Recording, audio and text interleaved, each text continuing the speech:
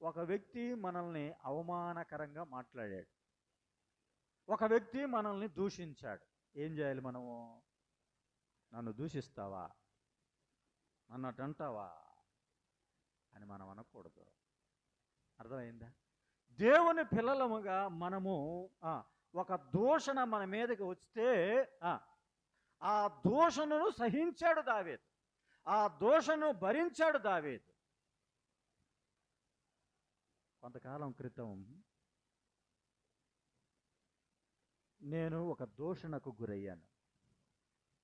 దాని గురించి నేను ఆలోచన చేస్తున్నా. నన్ను ఎందుకు ఇలా దూషించారు, నన్ను ఎందుకు ఇలా మాట్లాడారు అని నేను ప్రార్థన చేస్తూ ఉన్నాను. నేను దేవుని సన్నిధిలో అడుగుతూ ఉన్నాను.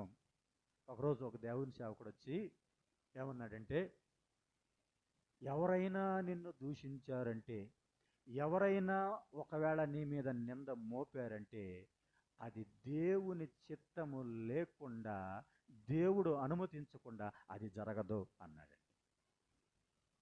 అర్థమైందా? ఒక వ్యక్తి నిందించడానికి, ఒక వ్యక్తి దూషించడానికి దానిలో ఎవరి చిత్తం ఉంది చెప్పండి? దేవుని చిత్తం ఉంది. దేవుని చిత్తము లేకుండా అది జరగదు అని చెప్పాడు. అప్పుడు నేను దాని గురించి ఆలోచించటం మానేశా. నీ మీద ఎన్ని నిందలు వచ్చినా, ఎన్ని దూషణలు వచ్చినా, ఎంత అవమానకరమైనటువంటి మాటలు వచ్చినా నువ్వేం చేయాలి? ఇది ప్రభు అనుమతించాడు అని అనుకోవాలి నువ్వు. దావీదు కూడా అలాగే అనుకున్నాడండి.